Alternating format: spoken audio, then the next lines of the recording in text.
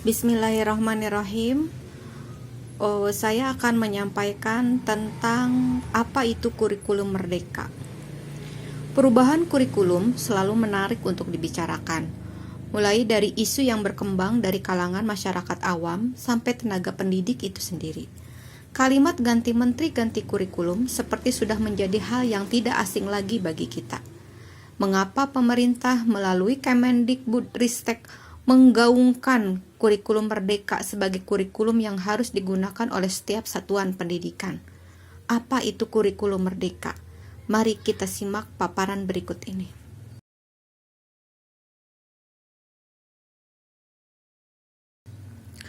Kurikulum merdeka didasari satu alasan, yaitu meminimalisir learning loss yang disebabkan pandemi yang terjadi 2 tahun kemarin. Pada kurikulum merdeka, siswa memiliki cukup waktu untuk mendalami konsep dan menguatkan kompetensi karena yang diajarkan hanya materi-materi esensial. Siswa dan guru tidak dibebankan dengan adanya KKM yang harus dicapai. Keberagaman potensi, kebutuhan, dan minat siswa sangat diperhatikan dalam kurikulum merdeka. Secara garis besar, kurikulum merdeka berorientasi kepada siswa.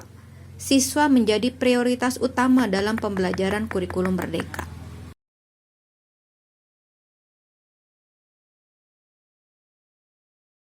Sebagai pendidik, kita harus mampu mengenali karakteristik dan kebutuhan siswa.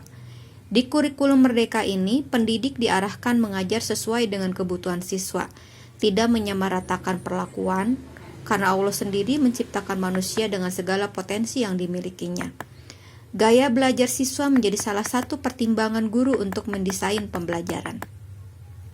Pada kurikulum merdeka, guru sebaiknya melakukan terlebih dahulu asesmen diagnostik, sehingga pembelajaran dapat berlangsung sesuai dengan kebutuhan siswa. Dan yang paling mendasar adalah bagaimana pembelajaran yang kita lakukan dapat mengembangkan budi pekerti atau watak murid yang tidak hanya dibentuk di sekolah, tetapi dalam keluarga dan lingkungannya. Pendidik tidak hanya mengajarkan segala hal yang bersifat kognitif, tapi juga budi pekerti. Kita tidak ingin siswa kita hanya unggul di kognitif, tapi lemah di afektif. Sikap yang baik, budi pekerti yang baik, yang sesuai dengan kepribadian bangsa Indonesia harus menjadi tujuan dari pembelajaran di sekolah. Pendidikan harus bisa mengantarkan siswa siap hidup dan mempercayakan kepada siswa dan di masa depan bahwa di masa depan mereka bisa mengisi zamannya, bisa berkontribusi terhadap lingkungannya.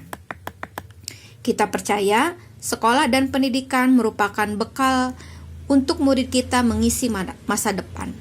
Dan kita tahu dan alami sendiri mengisi masa depan ternyata bukan hanya butuh kecerdasan kognitif, tapi diperlukan kecerdasan hidup lain untuk menjalani hidup.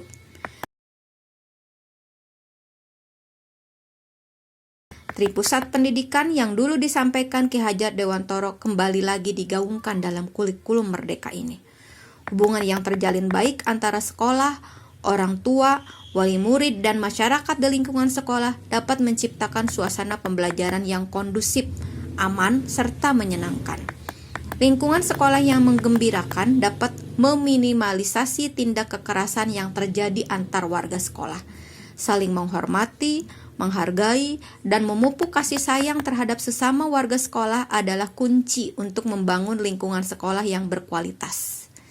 Tripusat pendidikan juga memegang peran penting dalam penguatan pendidikan karakter. Demikian yang bisa saya sampaikan tentang kurikulum merdeka. Terima kasih atas perhatiannya.